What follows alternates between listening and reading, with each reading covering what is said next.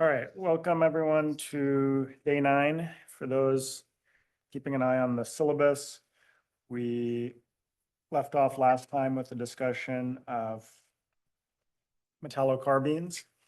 And today's lecture, and so we'll wrap up that set of notes today.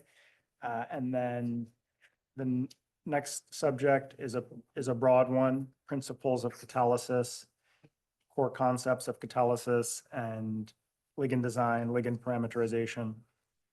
We'll probably get about halfway through that set of notes today, and this is all fine. We're more or less on the same pace that we were last year, and so we'll make sure to that whatever content we get through is what's reflected on the midterm.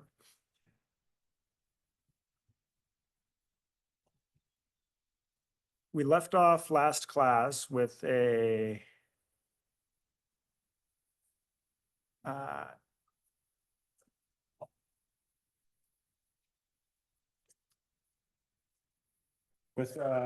problem of the day that we were going to take home and think about. So we'll turn to that now. We were asked to consider 3 potentially related compounds and 2 types of carbenes, and then a friendly familiar phase of methyl acetate, and rank them according to pKa. So I'll maybe start by just asking Al, what is the ranking that you came up with across this series? I thought the stronger bean would have the highest pKa. Okay, Then between 1 and 2,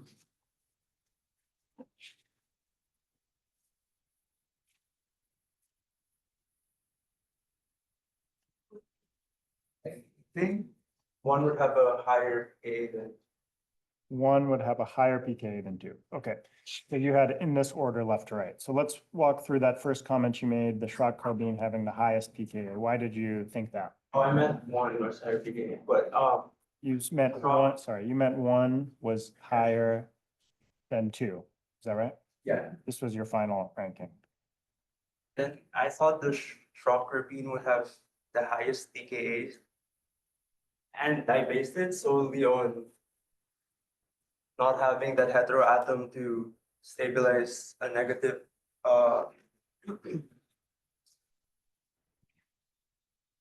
charge, yeah. A positive charge, right? A positive charge. So we talked about Schrock carbenes have a dipole moment that looks like this. They are partial negative at the alpha carbon and partial positive at the metal. So pKa is effectively a readout of the stability of the incipient anion that you are generating, and this would be expected to be an unstable carbanion because it's adjacent to effectively a negative charge. And then what was your reasoning between 1 and 2, Al?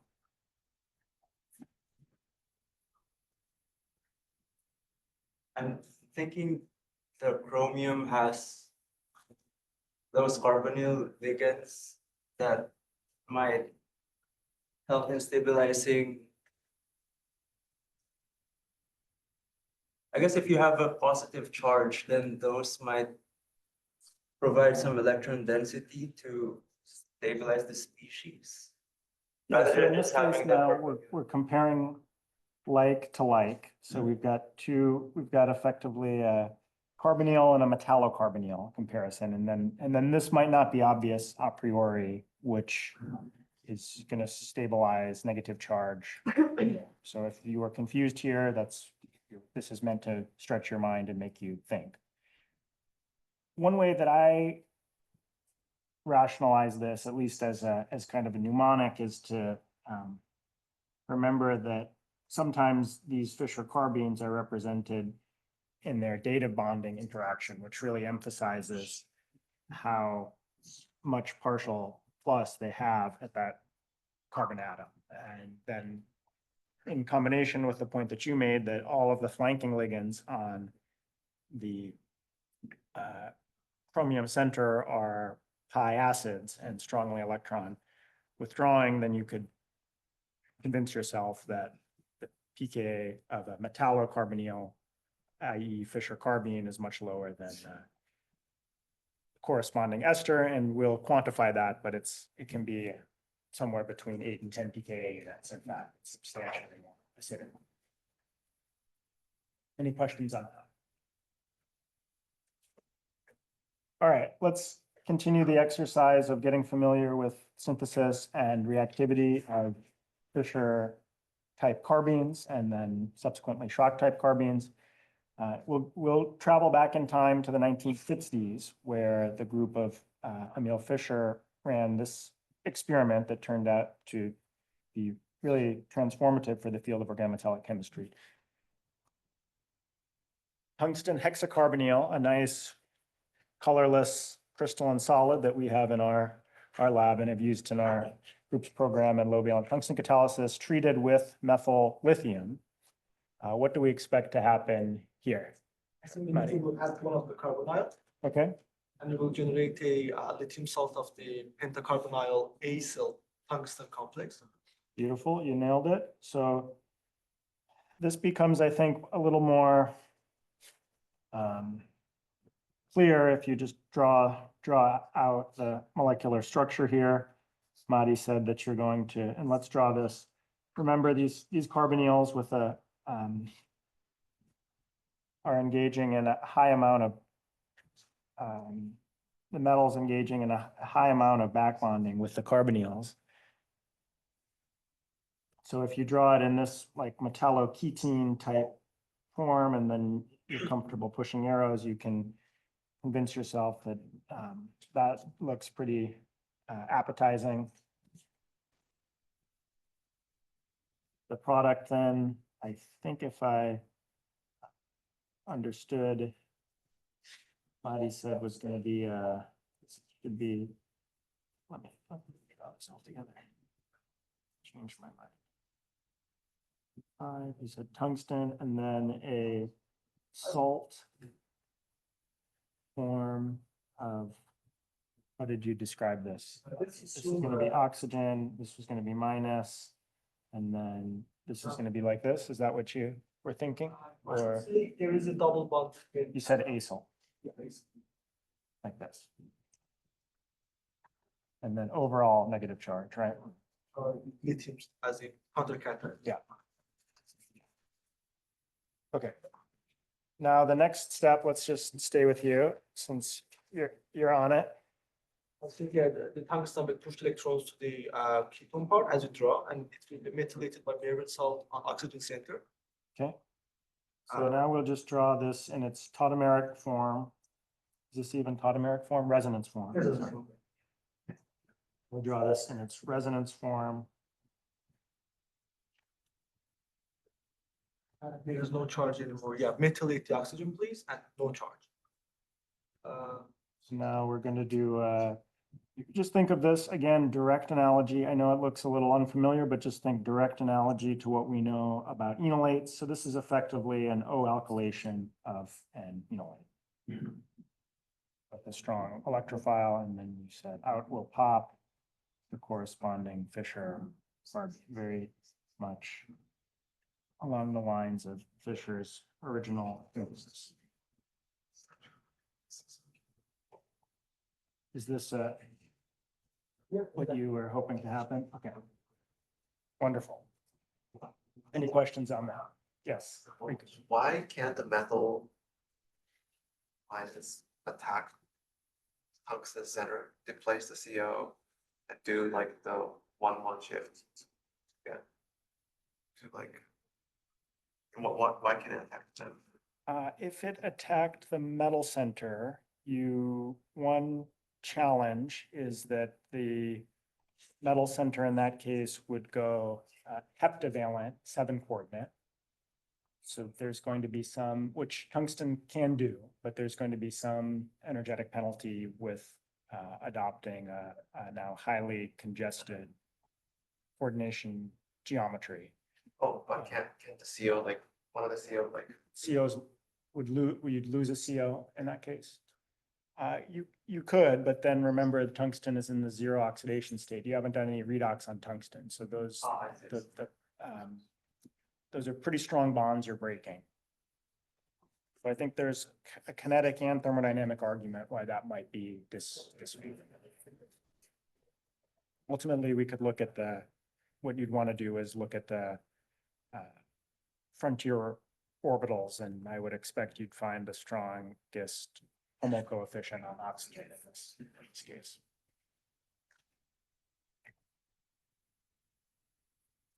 Wonderful. Okay, so let's now look at another example, this time chromium hexacarbonyl reacting with LDA under similar situation to above. Now, initially, you would look at this with perhaps some skepticism. LDA, as we know, is a non-nucleophilic amine base. And so what is this going to do with chromium carbonyl? Well, if you think about how these carbonyls are actually splayed out in space, they're relatively non-sterically encumbered. So even sterically hindered nucleophiles can engage with them. And indeed, that's what happens here. Direct analogy to the example above, but with the difference being we're trapping with an ethyl electrophile in this case. And now we're making something analogous to an amide, a metalloamide, so to speak. We can take a look, zero in on the solid state structural parameters and see that the carbon metal bond is 2.1 angstroms, very much in line with what we'd expect from a metal carbon single bond. And so that supports, as we talked about, how these ligands are these ligand metal interactions are sometimes drawn using the dative arrow notation.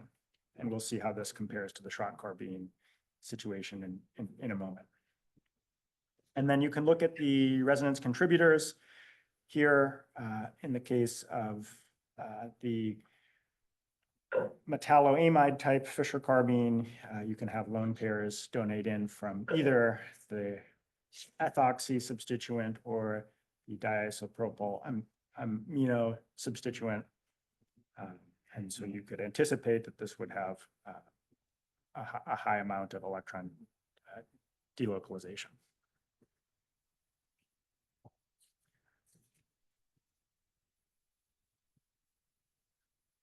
Reactivity of the, once formed, we can talk about how Fischer carbenes react, and you can orient yourself with an analogous reactivity to the corresponding esters or amides.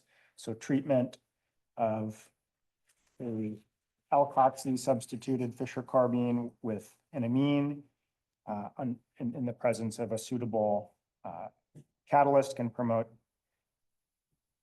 ester to amide transamidation and likewise transesterification in the presence of a new alcohol. We talked qualitatively about pKa's of the Fischer carbenes in relation to their isostructural carbonyl compounds, and now we can put some values down. So we know pKa of a typical ester is in the ballpark of what? 15? Maybe it'll depend. 25. 25, and I said that these can be upwards of 10 pKa units lower. It's actually even a little more than that.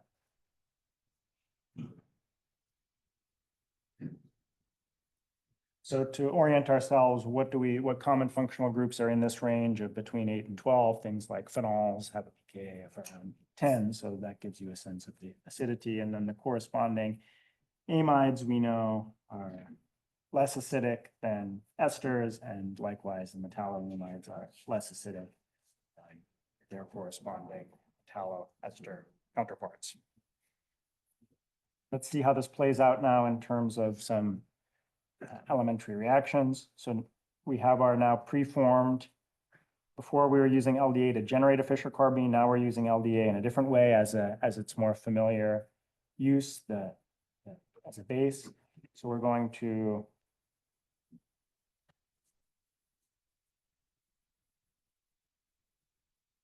have this drawn suggestively. So walk me through, sure, Pierre, what's gonna happen here? With that alpha proton, Okay, you can either trap it with an electrophile at that position E plus, or in the case of the plain oxide, you're doing a hydroxyethylation formula. okay, so any electrophiles here, think things like alkyl halides, methyl iodide, for example. And then the epoxide, what did we think was gonna happen here, Pierre? Uh, Open up the epoxide to get the hydroxyethyl species, and if it's not quenched, it may be able to add back into the chromium carbon double bond. So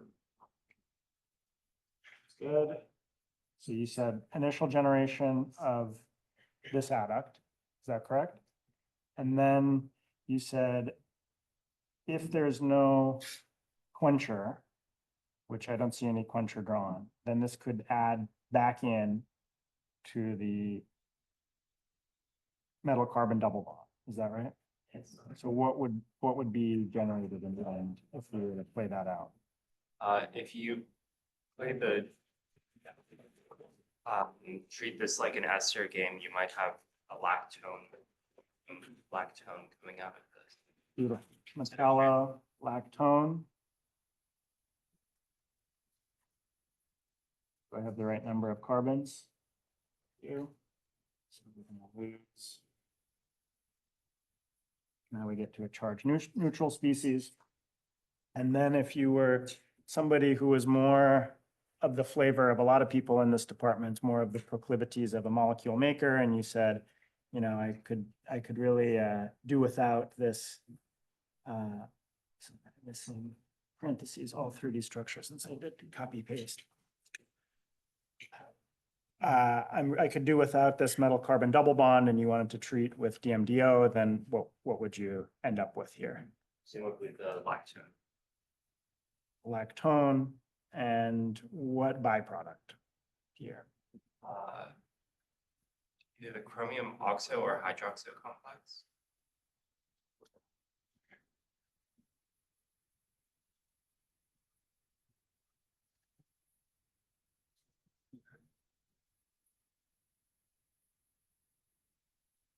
All right, and if I told you this is really cool and I would love to not generate stoichiometric chromium waste, can I just run this catalytically? What would you tell me? Presumably, there might be a way to stepwise remove the chromium and regenerate the hexacarbonyl species. But it's not, oh, you can just add into that oxo as if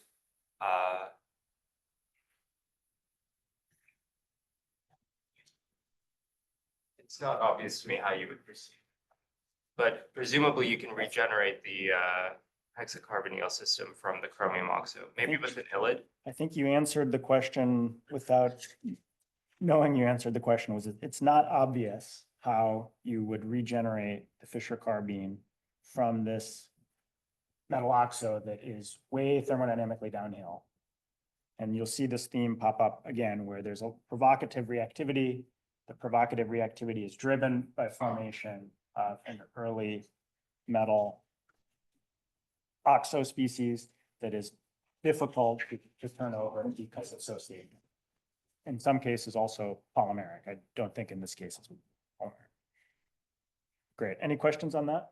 Thank you, Pierre. Rico, So you can't do a catalytic. you cannot turn this over back.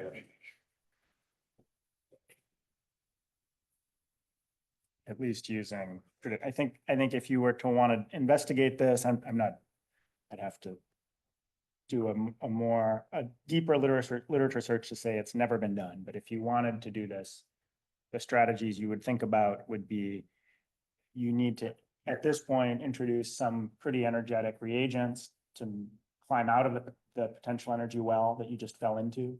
or resort to other strategies like photoradiation or electrochemistry, where you need to run the chemistry out of equilibrium. Yeah. You can conceivably treat that as a carbonyl the other way and use an illid, like an organoillid, to generate your carbene again. Yeah, potentially. So if you were to treat this, I think with a Wittig reagent and generate as now, I mean, then that's your new thermodynamic driving force is generating the phosphine oxide. Right. So you go in again with a pretty energetic reagent that itself can generate very stable byproducts. You're going to likely fight with kinetics as your challenge in that case. Yeah. Once you've oxidized the chromium, can you add in another nucleophile into one of the other carbonyls, or does it just it's dead at that point? Oh, that's an interesting question. So could at this point we add to a carbonyl ligand? I would think you could. I don't know off the top of my head, so I'd have to check that. The oxoligand, so I would say if we compare, we can just do this qualitative reactivity comparison. Would you expect this oxo, like the remaining 5 carbonyl ligands, would you expect those to be more or less electrophilic than the hexacarbonyl starting material?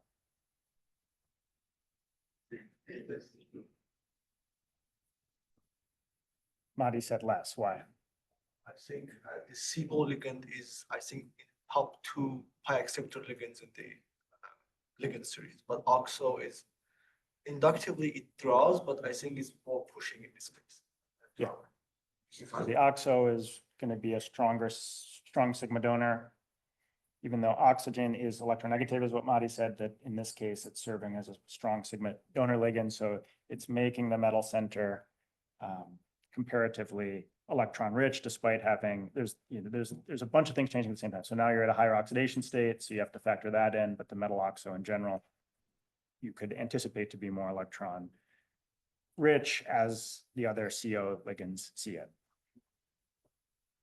Okay, let's consider now another type of reaction with an olefin, particularly conjugated, activated electron, 4 olefins. So you could imagine this process taking place in either a stepwise or a concerted pathway, and in either case, you'll get to the same regiochemical outcome. So we can draw it out the dipole moments and then get a sense for what the anticipated regios selectivity should look like. If we imagine that this is proceeding through a concerted transition state, it will look like the transition state drawn here, and then we will get to a metallocyclobutane intermediate. This might start to look familiar to things that we will encounter, that you have encountered in the context of lectures on olefin metathesis before. And indeed, there's an intimate connection we'll talk about to some of this Fischer carbene chemistry and olefin metathesis. But now you have from this metallocyclobutane, there are a number of things that could in principle happen. We just did a 2+2, so we could do the microscopic reverse or retro 2+2. You could do a retro 2+2 in the opposite orientation so that you've done an overall metathesis. These intermediates can undergo beta hydride elimination, but they can also undergo CC reductive elimination. And so that process is shown here with the atoms highlighted in this hard to see yellow color. This reaction, of course, is generating a strained product, but the intermediate metallocyclobutane is also somewhat strained. So there's not as much of a penalty, kinetic or thermodynamic penalty at that juncture. And then we adjust the oxidation state of the metal here. So we're now at, because we've had a reductive elimination,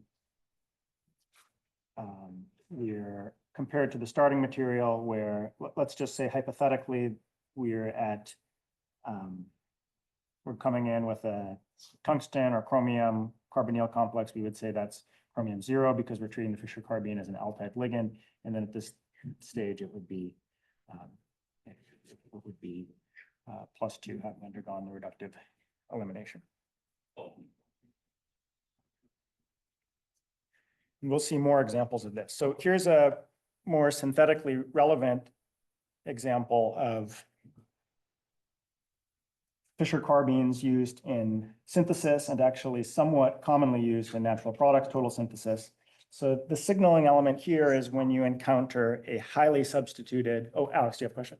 Yeah, for the last point, after the metal does reductive elimination, wouldn't that reduce the oxidation state back down to 0? Because it's 2 in the metallocycle. Oh, sorry, you're right. Thank you. Yeah, this is a little tricky. I don't want to get too bogged down in the details here because this is not, I don't want to, thank you, Alex. Yeah, so this is +2 and then 0 oxidation state. And whether this is one of these instances where the oxidation state as a formalism can create some confusion because we'll see when we start looking at examples of olefin metathesis that you can convince yourself that the oxidation state isn't changing, and then you would ask me why is one changing, why is one not changing, and it's really because of the formalism. So thank you for catching that, Alex.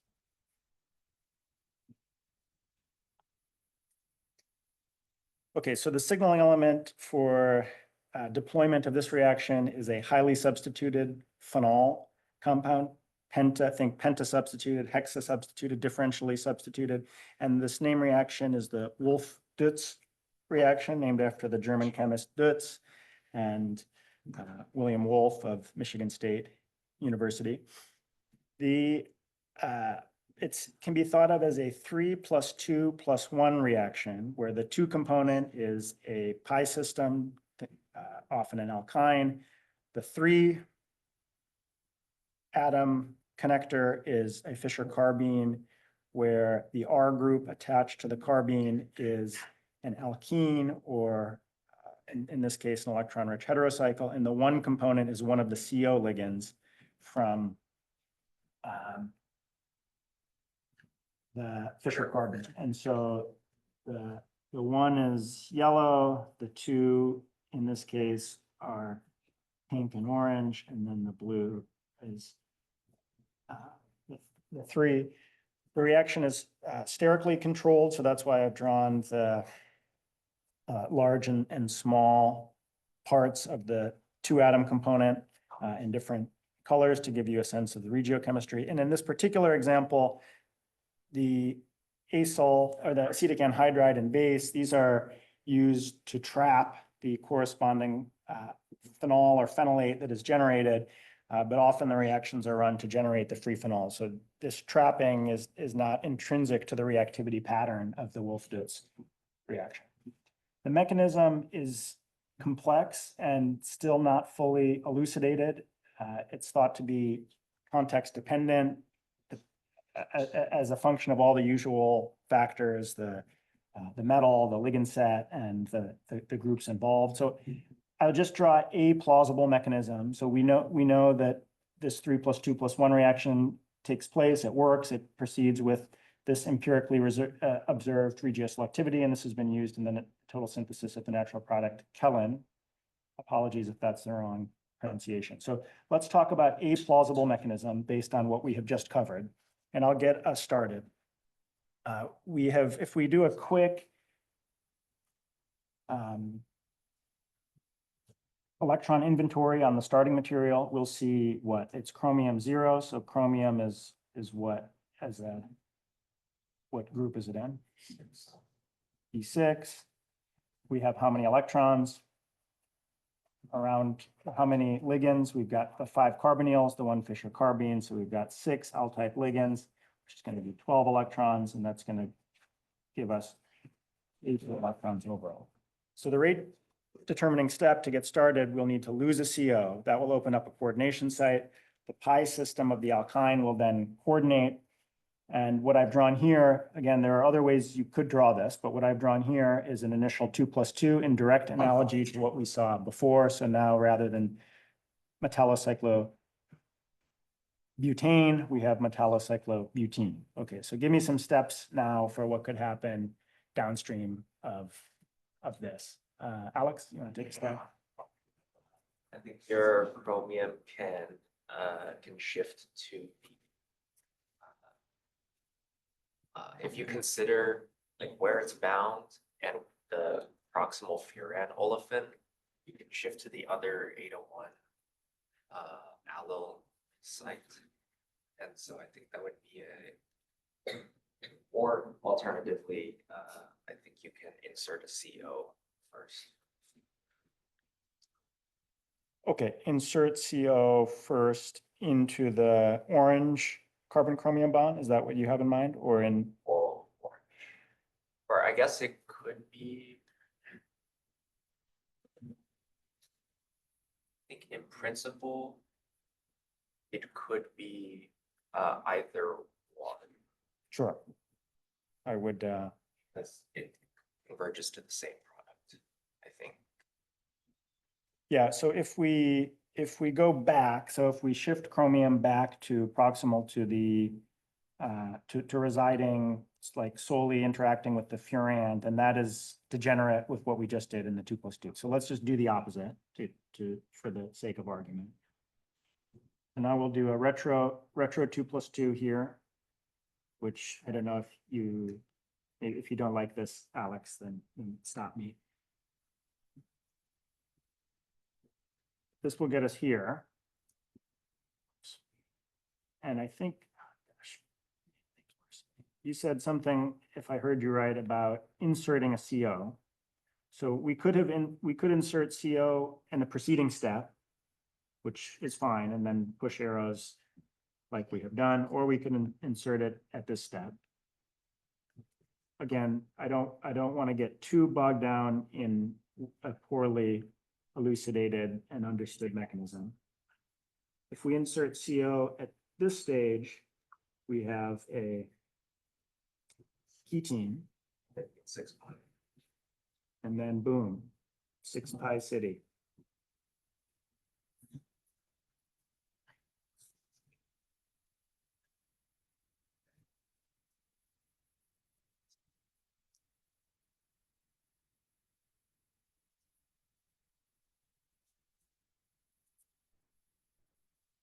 Now, how this metalloketene is drawn, this may not be the most precise way. There are other pi systems that the chromium might prefer to interact with, but for the sake of simplicity and mechanistic clarity, that's certainly a reasonable thing to draw. What guides the Regis activity of the 2+2? It is sterically governed. And so you could also imagine, like we just talked about, the 2+2 could potentially be reversible. And so let's say it happens wrong way around, but you make something quite sterically encumbered, it will collapse and eventually, and I think this is a theme here, in a system where you have a lot of potentially reversible steps, it will find its stable resting state prior to selectivity determinant, whatever the selectivity determining step is. Yeah. Not a 12 electron, 14 electron complex. I mean, how stable is that? So the metalloketene you're talking about? Yeah. Yeah, so that's what I was saying, is that you can draw this in another way. I just set myself up to draw this in kind of a confusing way, three-dimensionally, but you could imagine, for example, that this pi system can also coordinate. It's indeed not going to be happy as a what would it be? It's 12 electron, so it will find other. And then you dissociated CO to initiate the process. So there's still CO around, and metalloketene that's generated will quickly be trapped to give the stable pentacarbonyl complex. Questions on that?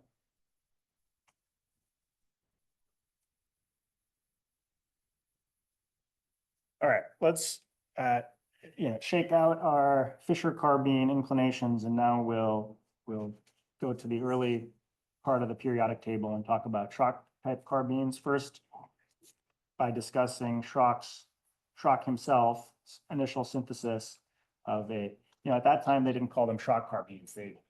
You have to put yourself in the shoes of the research community at that time in the 70s. The whole universe of known carbenes were only of the Fisher type. So all that they could say is that this carbene that was synthesized by virtue of having an unusually short bond length looks unlike other, and also having an early transition metal and having that transition metal be in high oxidation state. It looks very different than the whole world of known Fisher carbenes, which again were of the Fisher type. So that wasn't called Schrock type carbene back then. It was just a very strange carbene that ultimately needed its own category for electron counting, and now we understand its reactivity patterns along this continuum of Fisher type to Schrock type and everything in between. So the initial step, I think if we will appreciate, we're treating this tri-neopentyl or tris-neopentyl tantalum dichloride with a couple equivalents of neopentyl lithium. What's going to happen here? Just like we saw previously, transmetallation with a strong thermodynamic driving force of making a stable salt. We will get to this per-neopentyl homoleptic tantalum complex. And then what's going to happen here? Well, you might think, based on the last time we encountered a tantalum complex that looked like this, we did an alpha elimination. And that is definitely along the right lines, but there's a little bit of a caveat here. If you actually take a look at the d electron count here, what is the d electron count? 0.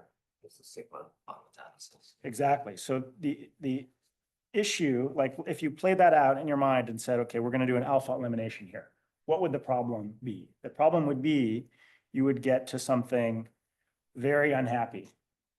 You would get to something that has a electron count. So this species is what? Tantalum D0, tantalum 5, 5X type ligands.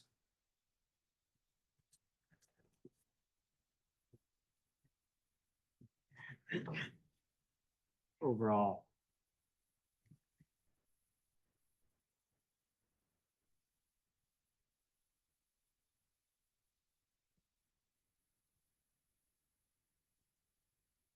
So if you were to do alpha elimination, the issue is that you would effectively need to be oxidatively adding a CH bond into a D0 metal center. D0 metal centers have a different elementary step that they can do, and it's also observed in a different context in CH activation, and that's called sigma bond metathesis, as Alex. And I just want to draw your attention that sigma bond metathesis classically, and there are some exceptions to this, the signaling element is a D0 metal center. So sigma bond metathesis, just like it sounds, what we're going to do is we're just going to lose an alpha CH bond and one of our neopentyl groups.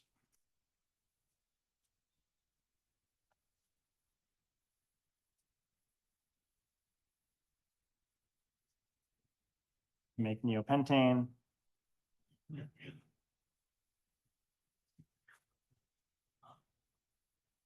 And now for the first time existing on planet Earth, we have a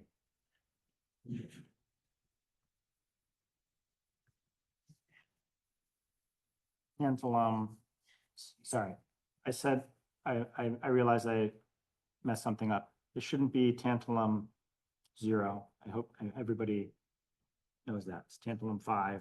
It's the D0 part. Sorry, I was going fast there.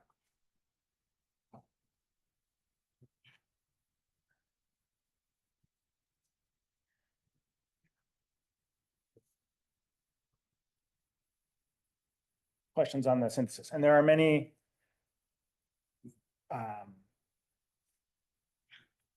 examples like this that we'll see in a moment. So, but the key point now, as we already introduced, is that now you have a dipole moment and charge distribution that's very different than the Fisher carbene case, and it's going to do different chemistry. So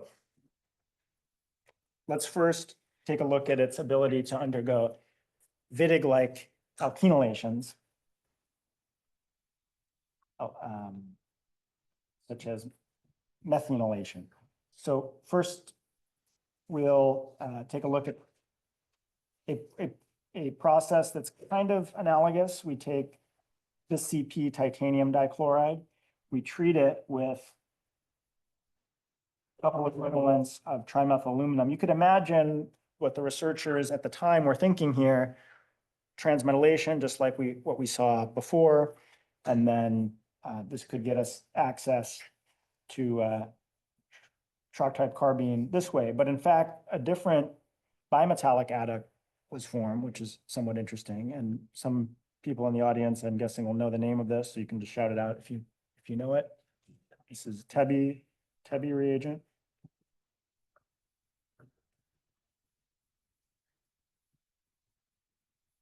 We talked about in the main group organometallic lecture how aluminum likes to form these 3 center 2 electron bonds, no exception here.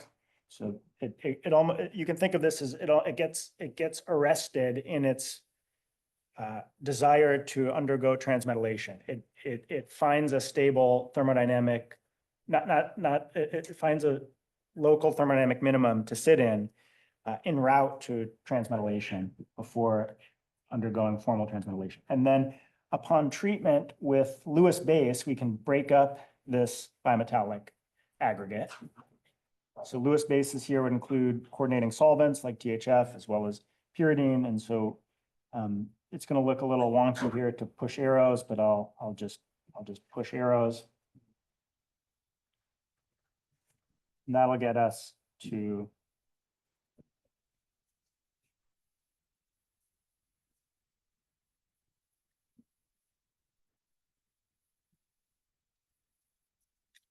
this Schrock type carbene, so-called titanium methylidine.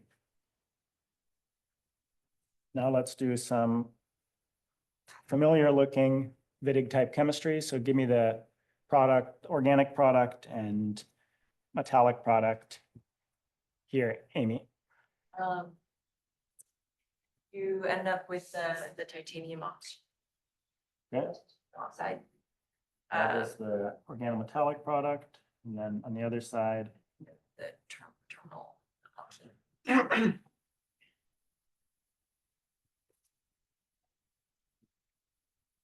okay, very useful method in synthesis for methylidine transfer. But why go to all this fuss? Why not just do a Wittig reaction on this, Amy? I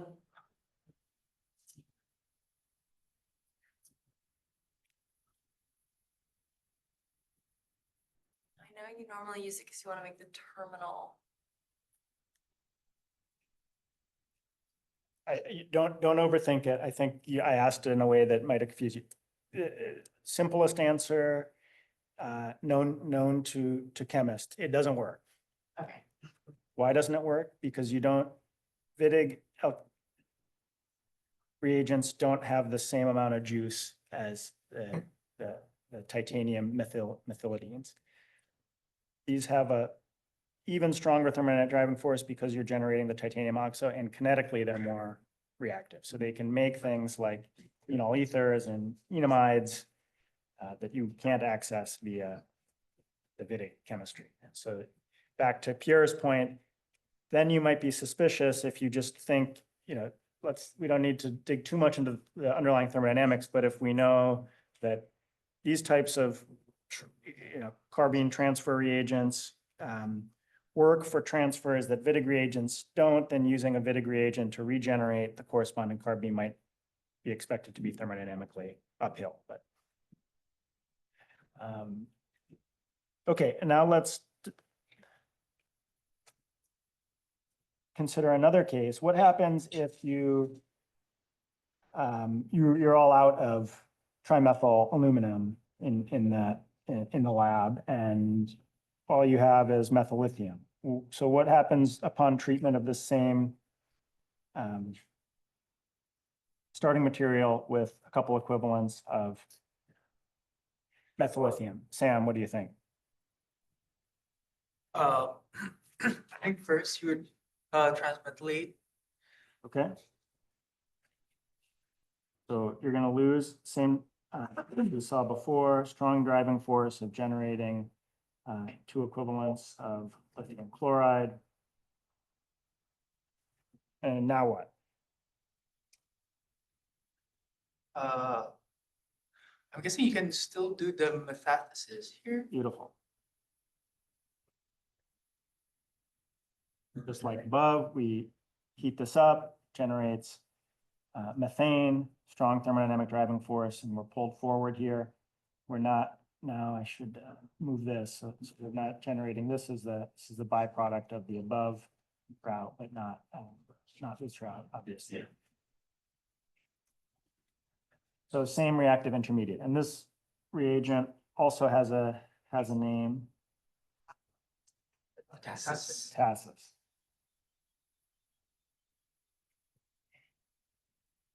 So why might you want to use a metathesis reagent as opposed to the TEBI?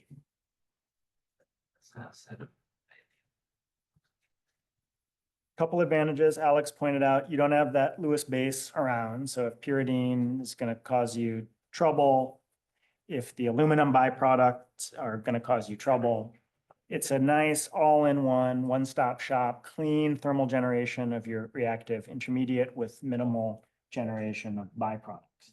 The other advantage that it has and why it's caught on in synthesis is that if we compare the commercial availability of,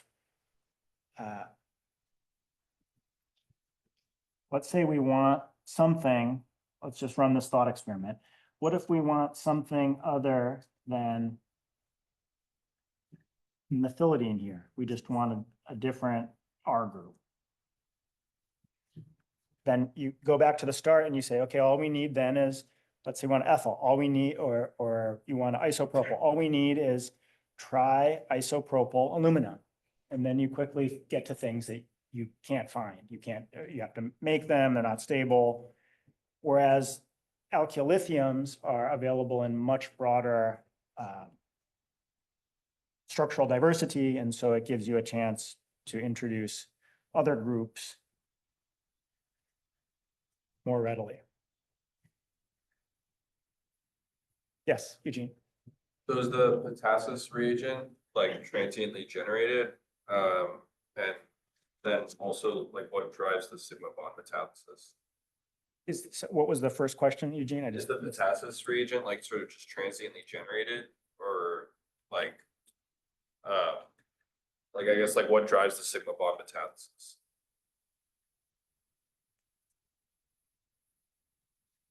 The metathesis reagent is storable. And so you can generate, I think often people would generate it in situ, but it is a stable entity that you can crystallize out. And then only upon heating does it generate the methane and generate its active form. And then your question is, what's the driving force for the single bond metathesis? Yeah, I guess you answered it's heat, right? Yeah, so kinetically, what helps you get over the barrier is the heat, but then the thermodynamic driving force is the irreversible loss of methane. Thanks. Okay, so we've seen now a few examples of Schott carbenes reacting with carbonyl compounds. Now let's see how they play with olefins. So we're gonna take our reactive intermediate that we generated above, and we could make this via the Tebi route or via the potassius route, and then we're gonna treat with norbornene. And what are we gonna form here? Julian, what do you think? Would the titanium coordinate with the alkene? Okay. I like that initial thought. So let's play that out. Now what? Are you happy stopping here? Would that be then,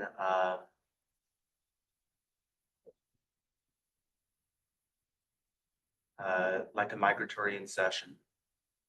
Yeah, but when you do migratory insert, you're right, but then when you do migratory insertion on carbenes, it has a consequence of not really being a migratory insertion, but being like a 2+2. Okay. If you drew it out as a migratory insertion, then you would make a then you make a ring effectively. So let's draw that out. Titanium. And now we have our, and so we can, if you want to keep track of atoms, here they are. Okay, so we did our metallo 2+2. And now from here, what are the possible things that can happen? What are the whole suite of possible events? It's the reverse of what just happened, the microscopic reverse. That's degenerate, so that nothing productive is going to happen there. And then you look and you see, are there any beta hydrogens? Is there anything else that can happen? No, because it's this rigged system, norbornene. So really all that can happen is the opposite 2+2, where you break this strained. Let me see that I break it the right way as opposed to the wrong way. You're gonna break that strain CC bond, relieve ring strain, and then because you're in an environment with a solution with excess norbornene, another norbornene will come, coordinate as Julian said, and then ad infinitum. And this is indeed a established route to make polynorbornene. This is some of the initial dalliances of the Grubbs group into what we now call ring opening metathesis polymerization, but of course in the 80s it wasn't called that. And though not everybody in the community appreciates this, Grubbs' initial research thrust in olefin metathesis was with well-defined titanium complexes, not what we know today as work in ruthenium. And I think it's a nice example, just if we step back and realize that the arc of one's research career is long, presumably with decades of experience on titanium-based approaches to olefin metathesis, you become deeply aware in a way that is impossible to become aware if you're not deep in the trenches of all the limitations that early transition metals have in doing metathesis. Limited functional group compatibility, water and moisture sensitivity. And so if you're working in that space, then you become aware of the real barrier for end users to adopt it. If you're not working in the space, it's just very, things just look nice on paper. This looks beautiful, but then of course, what are the problems? The problems are if you add water, it deactivates, it doesn't tolerate any Lewis basic functional groups because the titanium alkylidine is too reactive, and so on and so forth. Okay, here's another example where we're going to generate the same type of intermediate, but just intercept it in a creative way. This is an example from Jim Friedrich's group at Florida State. Similarly, take the potassius route or the Tebi route to generate reactive titanium methylidine, react it with a 1,1 disubstituted olefin in this case, generate our familiar titanocyclobutane. And then here, we're going to play this trick of reacting with an equivalent of strong acid and proto-demetallate both of the titanium alkyl bonds. And in so doing, we've effectively achieved an overall hydromethylation. A mechanistically distinct approach to other strategies that folks in the community, including Shenby Lab and Barron Lab, have had to this problem of hydromethylation. And the advantage here is that everything is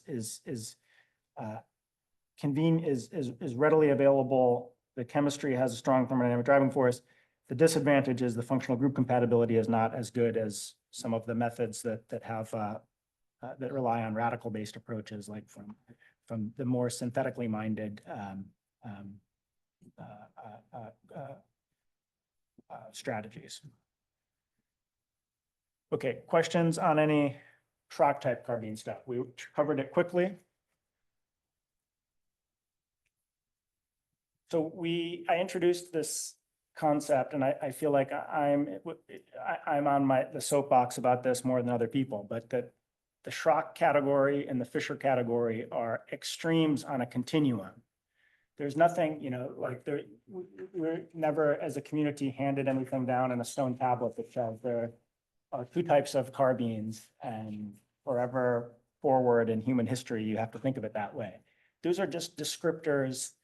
Those are convenient groupings because of common reactivity and bonding patterns that we have observed over time. But of course, there's a lot of rich chemistry in the middle. And so in the way I teach this, I try to carve out this area of borderline cases.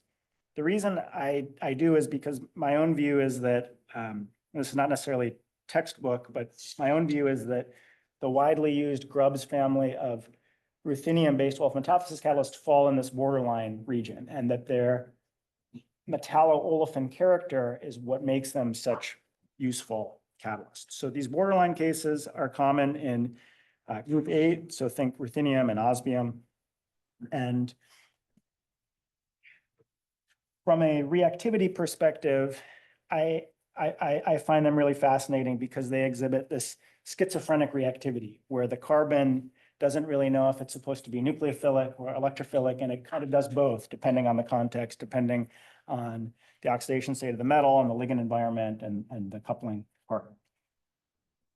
So the specific example here comes from the lab of Warren Roper, who popularized and performed pioneering research in these group 8 carbene complexes. So we can consider this particular case of osmium progenitor. And so the first question I'll ask is if you wanted to go from this starting material to this osmium carbene, how might you do so? What would be first thing you would try if you were a student and you had this starting material in the lab and your advisor said, make this carbene? What would you try? Eugene? Methyllithium. You would try methylithium, is that what you said? So that would be, yes, in analogy to what we saw before. And you'd probably want 2 equivalents. Yeah. With the hope that you would make the dimethyl adduct and it would undergo spontaneous loss of methane. But then you would probably lose your chloride ligands along the way. And then you might also run the risk of having, well, yeah, you could potentially run the risk of the methyl anion engaging the nitrosyl ligand as well. Yeah. Aldehyde. Formaldehyde.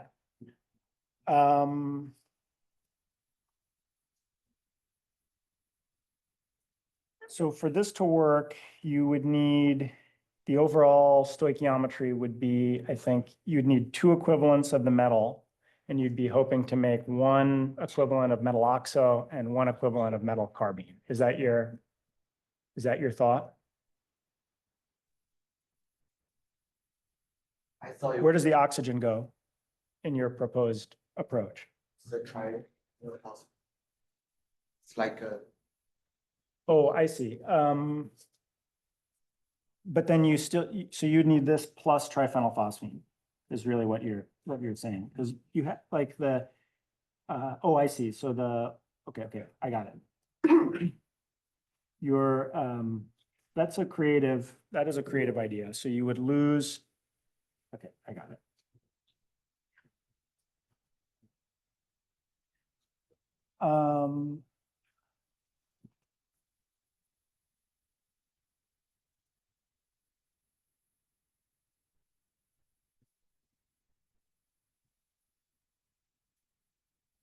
Okay, that's a creative thought. What, I think that, yeah, it could work. It could work potentially. But what if, what is like the cleanest way to deliver, just putting on our organic synthesis hats? Like if you've just got to really cleanly deliver 1 atom of carbon and 2 atoms of hydrogen with minimal byproducts that stay in solution, how do you do it? Alex? Diazomethane, okay. Of course, it has its own risks. People will say, rightly so, that as an explosion, risk of explosion. But it is certainly a really clean way to generate. That is indeed what the Roper group did here.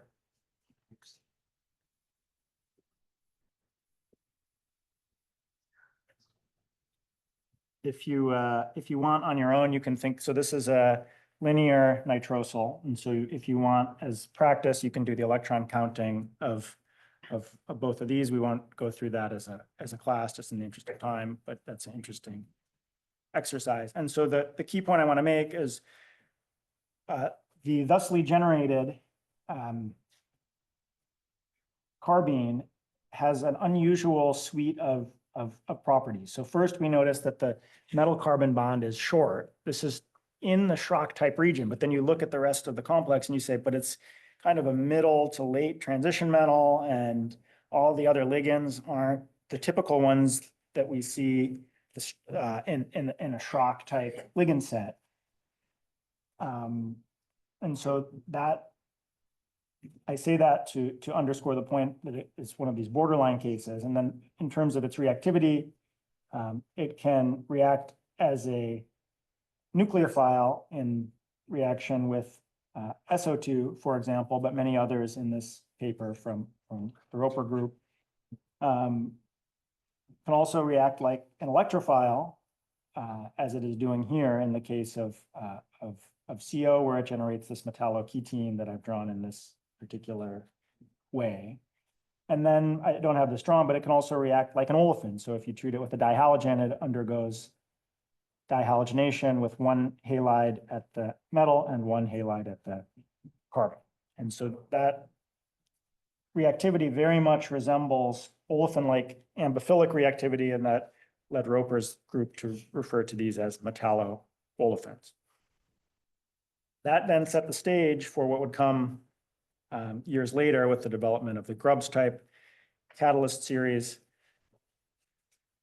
where ruthenium, same group as osmium here, can undergo, starting with the familiar 16 electron Grubbs pre-catalysts, lose a ligand, coordinate an olefin, form a metallocyclobutane. But because that metal carbene has metallo-olefin character, it gives it extreme chemoselectivity for reactions with olefins in preference to other functional groups like carbonyls, protons, etc. So we'll cover that in the olefin metathesis lecture. I won't say more about it, but just want to highlight that connectivity. Okay, let's talk about metallocarbenoids. What do we mean in general when we talk about metallocarbenoid? The term carbenoid is a little bit of a catch-all, and it's used by different people in different communities in different ways. But I like to think of it as a metallocarbenoid is a chemical entity that irrespective of its structure, exemplifies or exhibits reactivity that is very, very similar to the free carbene. But of course has the metal associated with it. So the chemistry at play is thought of generally as outer sphere chemistry, where the bond making and breaking is not on the metal center, but adjacent to the metal center.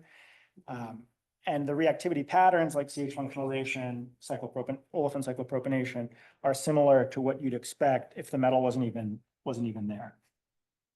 So let's consider problem with number 3 from last time to wrap up that worksheet. And if you don't have that worksheet handy, I've got the problem redrawn here. So the first thing we have to do, so the first question is, what is the product here? We're taking this interesting looking diazo species and indole in the presence of a linear gold 1 precatalyst. And the reaction is found to work well with the corresponding phosphite and less well with the phosphine. So what's the product? And then what would explain the reactivity trend observed?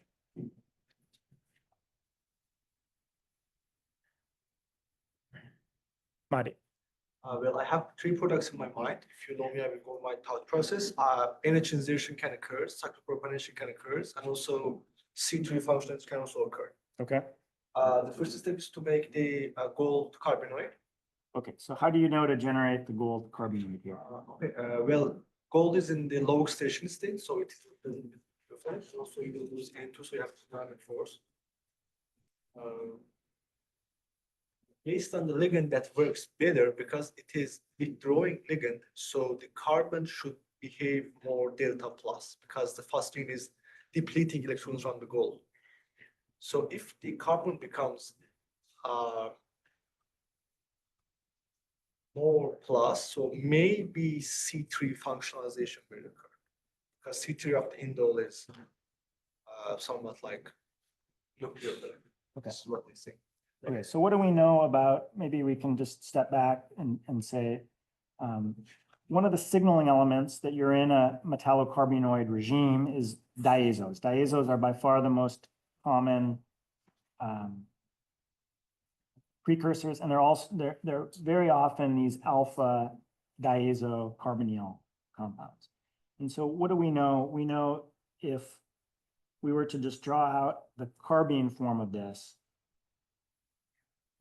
we know that there was a senior grad student when I was a first year who drew this type of carbene this way, which I always thought was very provocative. It's sort of like, it really exemplifies that this is behaving with extreme ambiphilicity. And so when the metal is associated, it still has this extreme ambiphilicity. It's just toned down. And so Madi, I think, walked us through a few nice possibilities. All of these, without more information, would be reasonable to draw. So you could think about cyclopropanating, the pi system of indole. Indole, I think Phil says it's sort of like a poor man's heterocycle or something. I don't know what language he uses, but typical Phil flair. It's like the CC bond, CC double bond is pretty poorly aromatic. So you could cyclopropanate that. That would be one product. You could do NH insertion, I think you said was another, or potentially you could undergo the CH insertion. Does anybody have anything else? So we could just draw those out. And the N both or C3. Okay, so we can do a poll. How many people like NH? Nobody? Wow, okay. How many people like cyclopropanation? Oh, a lot of people like cyclopropanation. How many people like the CH C3 alkylation? Madi and Alex is ambivalent. And the winner is, drum roll, Annabelle? C3, okay. Why?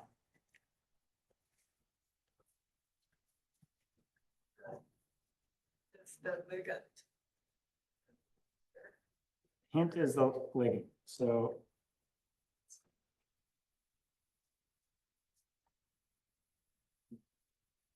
The hint is the ligand. Does anybody, now that we know the product, can anybody rationalize why, what properties do we know that phosphite ligands, and this is a nice tie-in to the ligand design and catalysis lecture. What do we know about phosphites as a ligand class, Alex? They're more electron withdrawing because they're better like back bond acceptors. Because the PO bonds versus BC. So more electron deficient metal center. C3 is nucleophilic, so it would make sense that a more electron deficient metal center would better interact with the nucleophilic C3 site. Couldn't have said it better myself. Everybody hear Alex there? Oh. Have a more. Yeah. So if we compare phosphine and phosphite, phosphines are stronger sigma donors, phosphites are stronger pi acceptors. That would mean the metal center is becoming more electron poor in the phosphite case, and that then amps up the reactivity of the carbene-carbon. And we know that if we take N-methylindole and you react it with formaldehyde, it immediately reacts at the carbon atom twice, actually, at C3. And so that reactivity is analogous to what we see here. Yes, Rico. Can you explain that one more time? Because I understand why the carbon will have it ramps up. I don't know why does that prefer C3 over like cyclopropagation? Sure.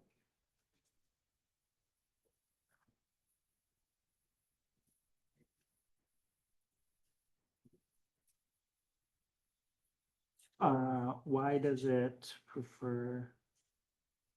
Okay, so the mechanism, I think I'll just draw that out so everyone's sort of on the same page. And then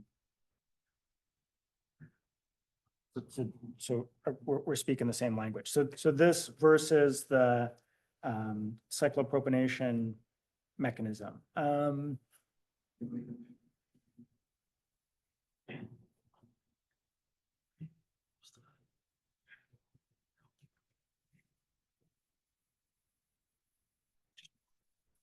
I would say for a cyclopropionation mechanism to be operative, the metallocarbenoid needs to have more of an ambiphilic character because it's playing the role of electrophile and nucleophile. And I would say in this case, that metallocarbenoid has extreme carbocationic character, or at least it's dialed towards that direction quite a bit. So it would potentially lack the nucleophilicity or the diradical character that you would need for its cyclopropionation, would be my guess. Yes, Eugene. Why is C3 not C2, or does that depend on the indole? Well,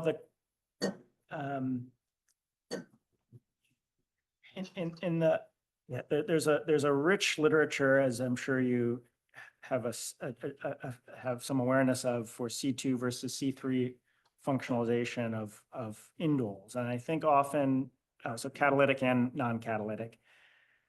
I think the C3 is probably in general more common. And then I think in a lot of the C2 cases, like it would go C3 initially, and then there'll be some secondary process that will transfer the group to C2, which doesn't happen here. Sure. Yeah. Oliver. So if you don't add the gold, just heat it up, does it do the cyclopropionation? What does it do? What would you expect? I don't know. I think it would, well, in this particular case, it's a little bit of a loaded question, because if you were to run that thought experiment and you thermalize the diazo and you generate the carbene that way, if you make the cyclopropane, you might be operating at a temperature regime where the cyclopropane opens to give you this product anyway. So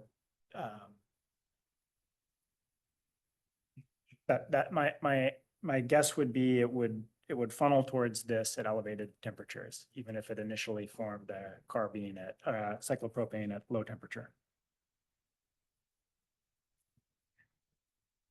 Yes, Pierre. Wanted to get the cyclopropane, dirodium tetraacetate would be a good choice. Dirodium tetraacetate could be a good choice, yes. Have you done that before? Yeah, I'm just, so that Ollie has Oh, I see. answered his question. And why do you think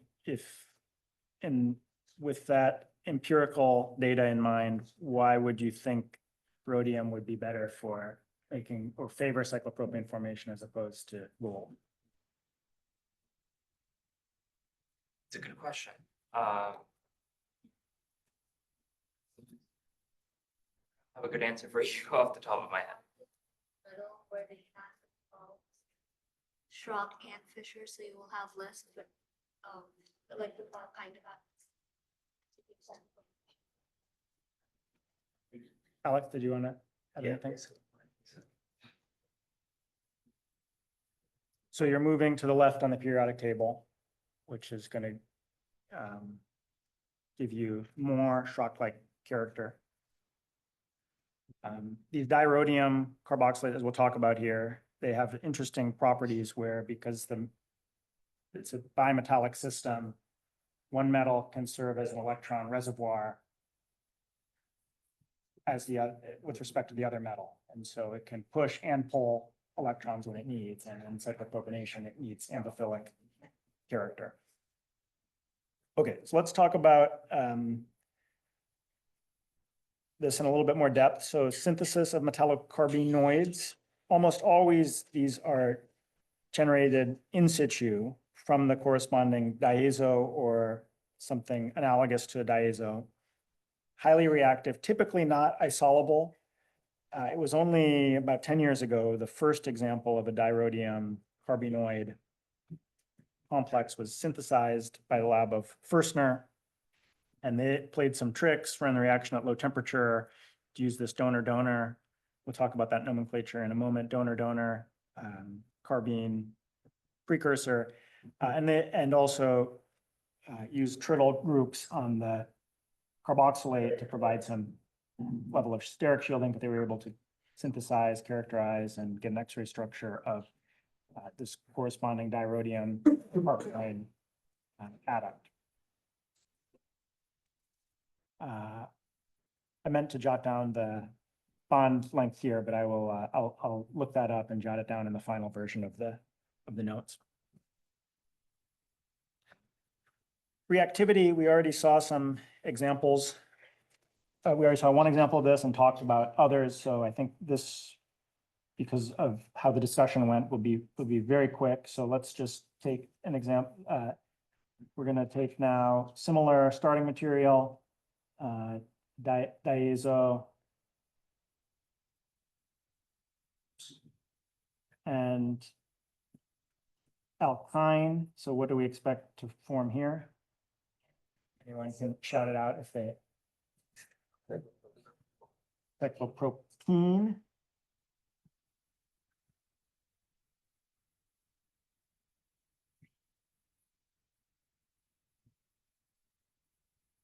And now, because we have this chiral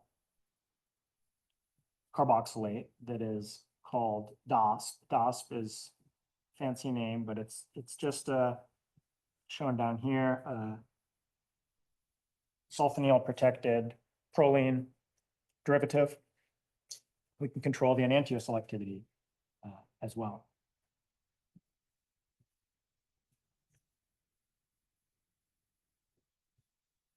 this is an example from Hugh Davies' group, and they found actually that upon letting the reaction run for a longer time, actually there's a metal-mediated rearrangement of the initially formed cyclopropene adduct to this interesting pentadiene adduct. And I think the mechanism is not totally fleshed out, but I'd just put it out there for you to think about how the metal might mediate that rearrangement. And then you can check the reference for what they come up with. So here's an example of carbene transfer to a pi system. And then we'll talk about carbene transfer to a CH bond here. So here's and the intermediate, I think this should be obvious, the intermediacy in both cases, the key intermediate is this. So here's now insertion into a CH bond. And in terms of CH activation, CH functionalization, reactivity trends, because of the free carbene character of these, their selectivity generally, there are some rare exceptions, but generally their reactivity patterns are governed by bond strength. So they will go after the weakest CH bond in a molecule.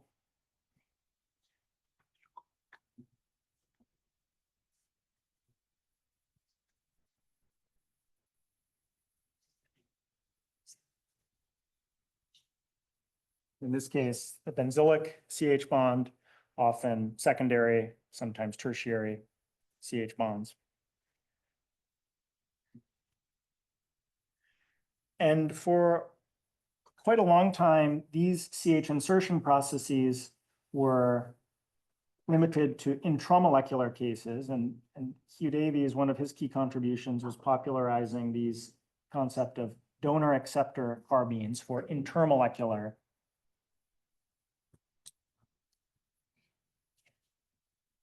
insertion. And so here's donor acceptor. It's just what it sounds like. Oh, I have that backwards. The acceptor is an electron withdrawing group. The donor is typically an electron donating group. So it can either be a heteroatom that's donating through its lone pair, or more commonly, it's something like an arene or a vinyl group that's donating through extended conjugation. But these intermediates, and we saw this isoluble case, but I have to emphasize that's very, very rare. In general, these are unstable. And so a challenge historically in doing any kind of intermolecular couplings is that they're very short-lived and they just decompose. So how do you make something long-lived enough so that it can see a second coupling partner? You enhance its stability through conjugation, and that's the strategy that the Davies group has popularized and really taken supersonic over the last couple of years.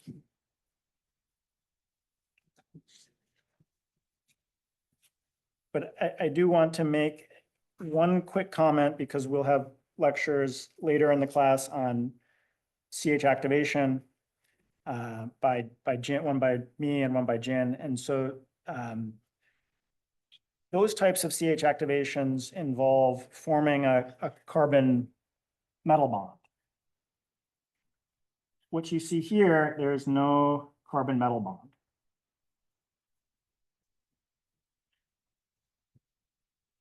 You form this type of intermediate, and then outer sphere from this.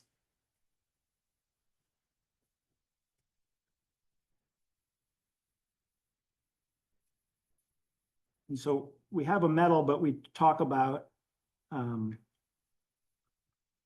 free carbene-like reactivity. So what does that really mean? What that means is that you have these types of 3-center 2-electron bonds.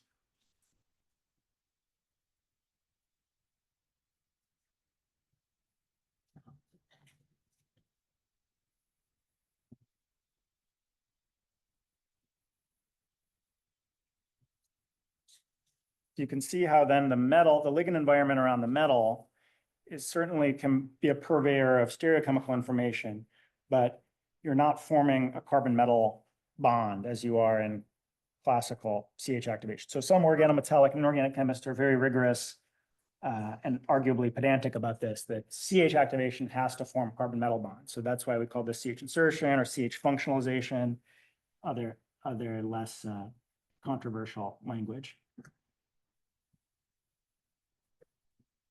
And then there are other metal, carbon and metal heteroatom multiple bonds that just go through quickly in interest of time. A lot of this is very much in direct analogy to what we've already covered in the carbene case. So carbon bonded to nitrogen is called an amido, and there are two predominant different flavors of amido. There's a bent and linear, and again, there's some connection here to nitrosyls' ability to be bent or linear. In a linear case, you have this lone pair of nitrogen that is donating electron density into the metal to the point that it is rehybridized to sp as opposed to sp2. And so unsurprisingly, then we change how we do the electron counting. X2 in the case of a bent amido, LX2 in the case of a linear amido. And you have then a nitrido, which is just the same as a linear amido, effectively lacking the R group. Oxos, again, direct analogy to what we just covered in amido. There can be the triple bonded oxo or double bonded oxo that you typically would read out, which is a more accurate descriptor based on X-ray crystallography and the bond strength or the bond length and vis-a-vis the bond strength. And so here too, if you don't have any reason, if you don't have a higher level information, you can just treat this like this, this case.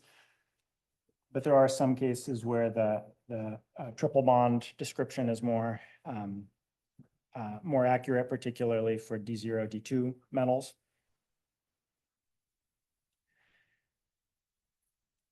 And there's this concept that I just introduced very briefly called the oxo wall, and this has a connection to some of the discussion from earlier today. So this is a concept introduced by Harry Gray, which is that there are no stable terminal metal oxo complexes for d electron counts beyond 5 for fourfold symmetric molecules, meaning octahedral or square pyramidal or distorted octahedral. And that has to do with the fact that those particular ligand fields are highly destabilized by oxo ligands. We covered vinylidines and carbenoids. Just to emphasize again, because I didn't say it, I only said last class, that for these carbenoid species, you count them like Fischer carbenes, i.e. as L-type 2 electron donors. And then if you add another bond to the carbene, then you can access alkylidines, and those come in the flavors of Fischer and Schrock type as well, and they follow the exact same patterns that early transition metals of high oxidation state are typically of the Schrock type. Late transition metals of lower oxidation state are typically of the Fischer type. And you just add one X, so LX in the case of Fischer, X3 in the case of Schrock for the alkylidine series. We have this this is an example of this TAML ligand and the metal oxo. I'll just give it to you to think about the electron counting on your own, in the interest of time.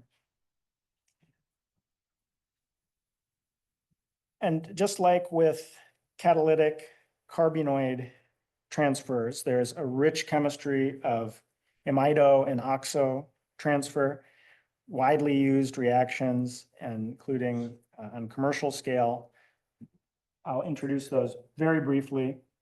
One that you should all be familiar with is the Upjohn dihydroxylation, which was the inspiration for what came later, the sharpless asymmetric variant.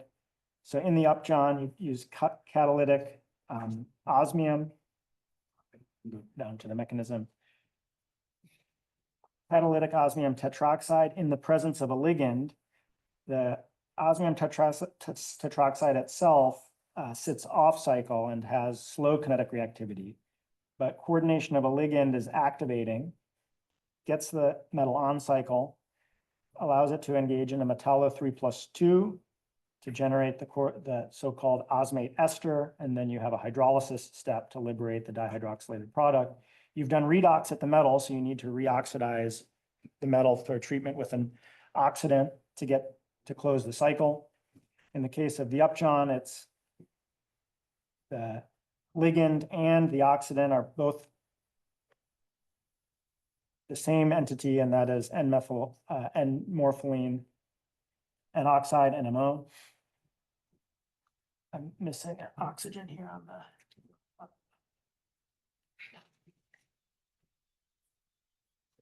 And in the case of the sharpless dihydroxylation, you have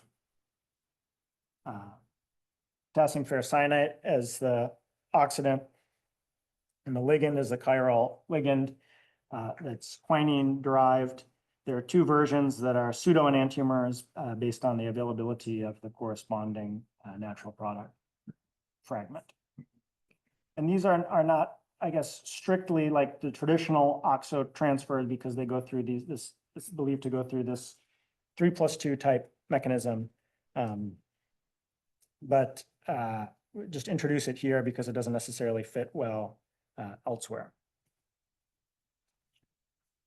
Okay, so we're at time here. I guess we didn't actually get into the principles of catalysis and ligand design, but I think this is a nice, these last couple examples are nice segues.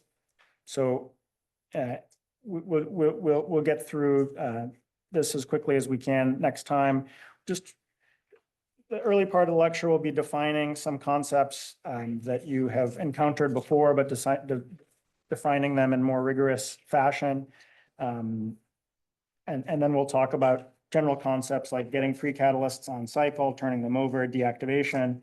And we're now at a point, as you've seen, where we've able to string together elementary steps that we've covered at this point in the class. So we'll wrap things up here, and happy to stay after if anybody has any questions.